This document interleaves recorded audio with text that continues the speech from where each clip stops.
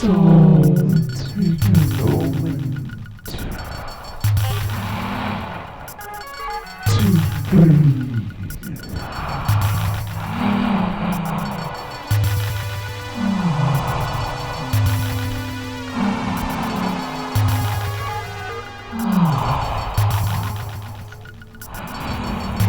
Now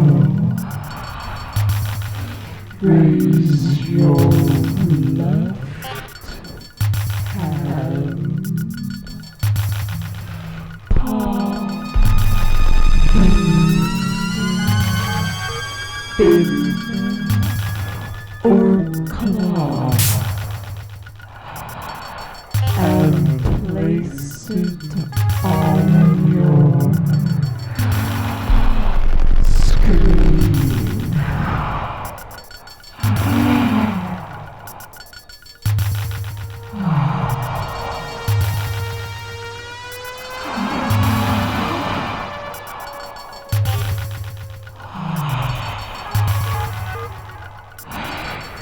Do you feel it?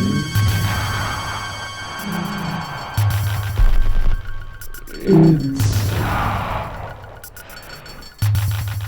a connection.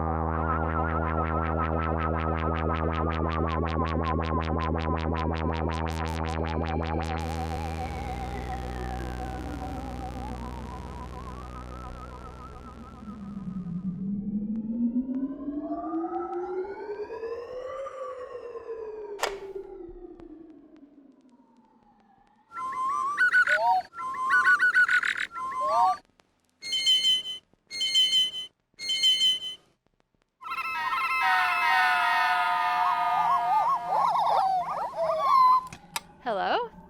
Hi, Bevan. I have a question. Hi, yeah, let me know, what is it? So, Bevan, you are a renowned electronic musician and a successful sound designer, but you're also versed in science fiction literature and have experience as an avian veterinary technician. So I'm wondering about the links among these facets of your experience. So, for me, thinking about interspecies communication or dynamics is, I mean, you are dealing with an alien mind, and to me that's really interesting to just try to, it's hard enough to understand what's going on in another human's brain, but to imagine experiences a different, totally different physical and mental reality right on our planet. Like, we don't need to go to, interstellar spaces. Imagining ourselves as other creatures, or what the experience is of being a three-dimensional experience of movement. Like, we can jump a little bit, but we can't. We're not flying around a space, and we're not swimming around a space. Like, that's a reality for all these things around us, but it's so like out of our grasp to even really get how that feels to be living in that space. Yeah, and there's also this desire to connect emotionally with animals. If I had to choose, I think humans feeling empathy or sympathy or feeling commonality with animals is like a lot better than being like, does it have feelings or does it feel pain? Like, I think that's like at this stage, hopefully, like, it's clear to all of us that probably all things that move and live like have some sense of pain or some drives to eat, and so that it has a feeling attached and some satisfaction. And but yeah, it is like, what do we consider feelings, and when does that become, are they machines that don't have feelings like before a certain, or is that just really self-centered of, like, I would say that's a self-centered thought, that we should err on the side of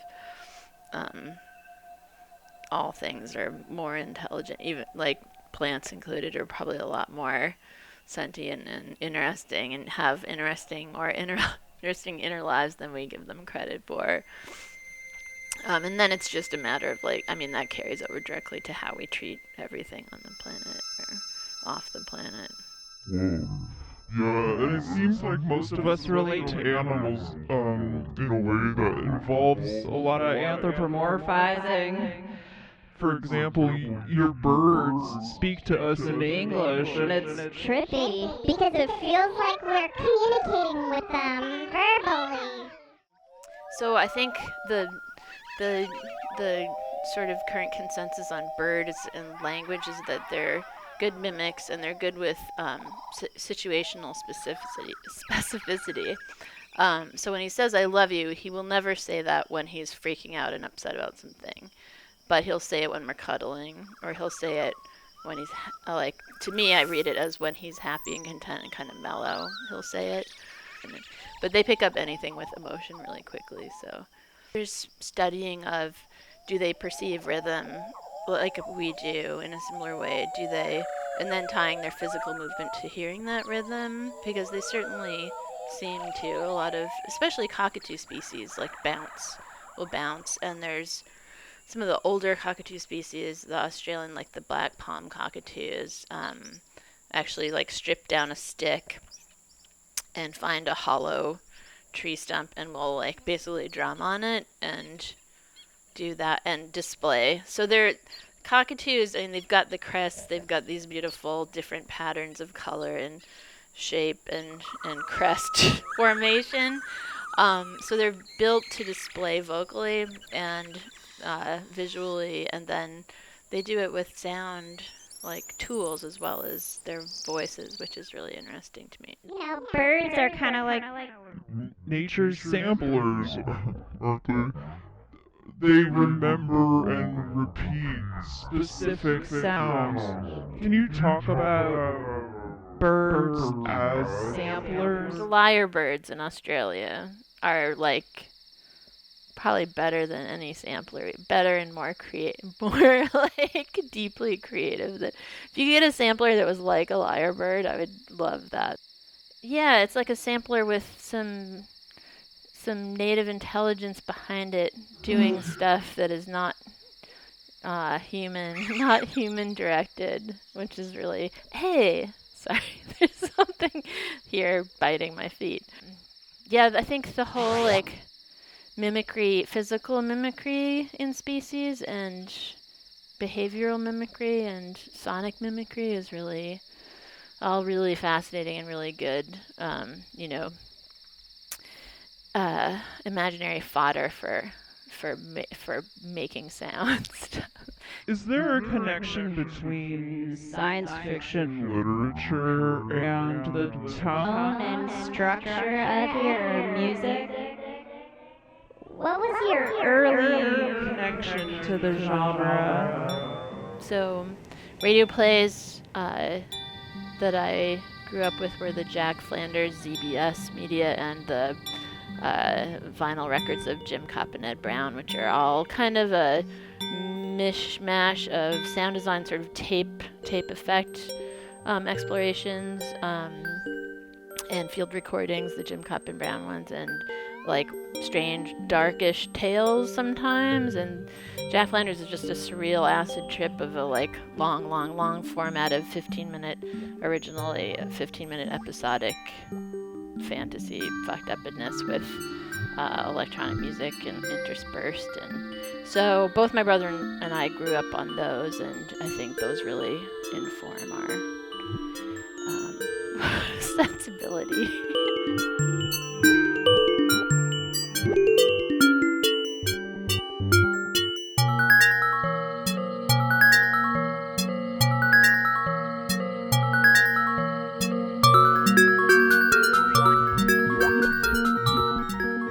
I noticed you tended to live in sonically dense environments, and the music he made reflects that sort of energetic chaos. It's interesting to me to hear you say that, to think about that a part of me has probably sought out a similarly active sound field for my living situation, which is even living on, like here with the sound of the freeway doesn't bother me at all. And I had some friends who were like, how do you deal with this in the summer? It's like, I actually like that. It's not the ocean, but it is it's a sound, it's a ever-changing city soundscape that here really doesn't have that many people in it. Like the last couple of places I lived, there were more people or animals, and this has a lot of birds actually outdoors, like hummingbirds and crows and seagulls. That's what I hear that a lot here. Yeah. Actually, there goes a seagull right now. Well, I'll let you go check out what that seagull is up to.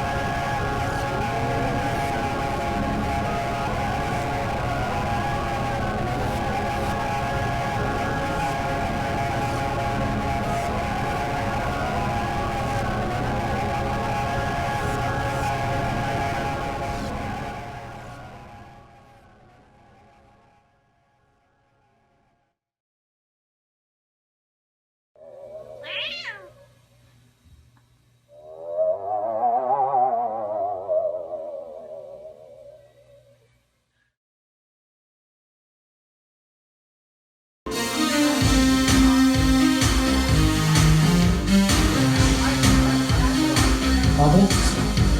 Can we get some bubbles? Bubbles? Can we get some bubbles? Yeah, sure.